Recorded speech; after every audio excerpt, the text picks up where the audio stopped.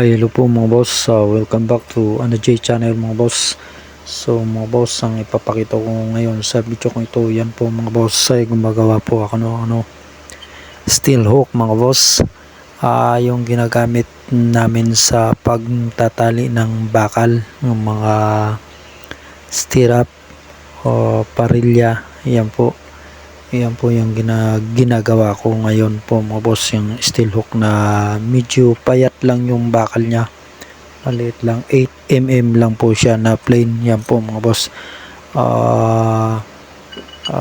Nakagawa na po ako mga boss ng mga steel hook ko na iba. Yung medyo malalaki siya, matataba na 10mm po yung pinakang steel bar niya.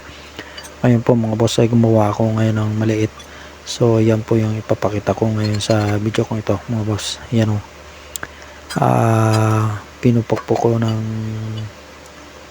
martilyo. Tapos meron lang po akong flat bar na nilagyan ko po siya ng mga nakatayong bakal. Yun yung pinakang bindiran ko po mga boss.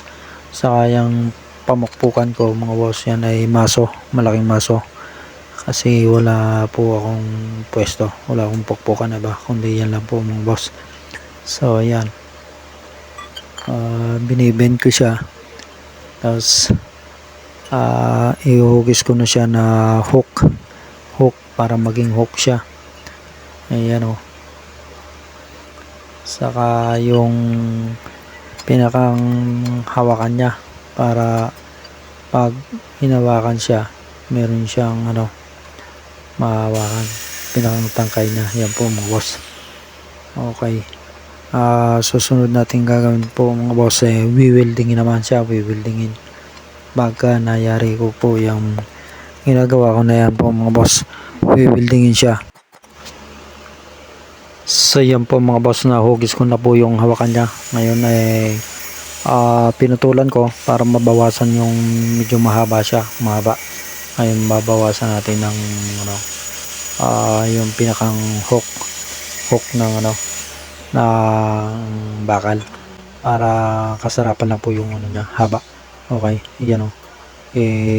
Nakita nyo na mga boss, nakahugis na. Kumuha na po ako ng welding machine para ma-spot ko na siya, i-spotan siya. Ayan, yung magandang pagka-spot niya, hinang talaga siya, hinang. Okay, kung matatanong niyo, yung ground ko ay steel hook din po. Yung ground ko na yan, isa yan sa mga ginagamit yung steel hook. Yan po yung ginagamit natin sa mga sa flooring, yung steel hook na yan. Pero yan pong ginagawa natin na yan po mga boss ay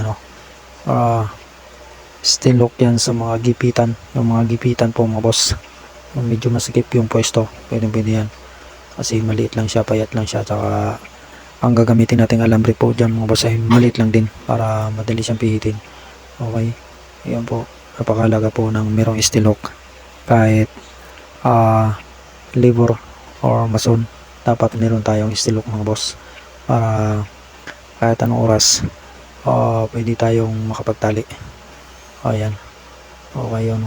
Ginagrinder ko po mga boss yung mga lumabis sa pag-welding, yung umbok, yan ganyan. Ginagrinder ko siya para maging pantay. Tapos padadaan natin ng liha saka para smooth siya. Ayan, kumintab na po siya mga boss. Yan po yung diskarte natin dyan sa steel hook na yan po mga boss. Okay, okay, kukuha naman po ako mga boss ng tawag dito, pintura, para mapintura natin, maging makita siya sa kitang-kita siya sa, ibig sabihin ko, sa mapahalo siya sa mga bakal. Makikita mo siyang agad pagka meron siyang pintura mga boss. Yan o.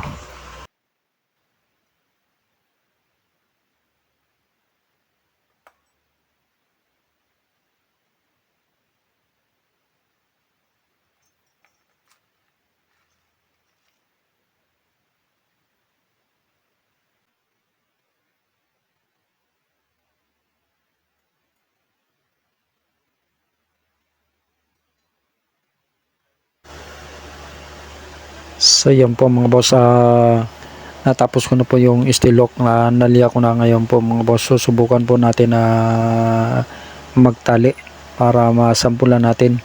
Kahit na medyo mataba yung alambre, payat lang yung steel lock, susubukan natin siya kung kakayanin niya yung pagkahinang yan yung hawakan.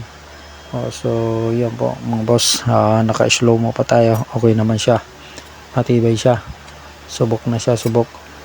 So yan po mga boss, yung mga kasamahan niyang steel lock, yan po ay dati kong mga ginawa na dun sa site. Mga buo na siya. Ngayon isasama ko lang po siya dyan sa vlog ko na yan, sa pagpipintura po. Pipinturahan ko po yan lahat sila mga boss. Okay, ito pong vlog ko na to mga boss ay napakasimpleng lang, idea lang po mga boss, para sa masa lang po yan po mga boss. Yung steel lock na yan, maraming purpose po yan mga boss. Kahit hindi sa pagtatali po pwede yan, pansungkit-sungkit po yan ng mga kwan, or pakiti ng kung medyo malayo hindi mo maabot, pwede mong isungkit yan ng mga pakiti ng soft drinks, ganyan po mga boss, pansungkit yan, panghatak. Maraming purpose dyan, hindi lang sa pagtatali ng alambre at bakal po mga boss. Okay, so yan pinapinturahan natin po mga boss ng sky blue siya, yan, para kitang kita siya. At saka hindi naman siya, pag hinawakan mo siya na wala kang guantes, hindi ka mahahawa ng kalawang, hindi siya magkakaroon ng basta-basta kalawang, yung palad mo malinis pa rin. Yan po mga boss, ganyan. Okay, kailangan lang alagaan lang din siya ng pintura. Pag medyo nagkasgas na, pintura na naman. Okay, lagi mo lang siya pipinturahan para maganda naman yung gamit na steel lock. Yan po mga boss. Sa mga kwan po mga boss, construction worker, construction boy, steelman, shoutout po sa inyo mga boss, sa mga solid supporter natin dyan, shoutout po. Sa dyan sa mga lahat ng sulok ng Pilipinas, welcome po kayo sa G channel.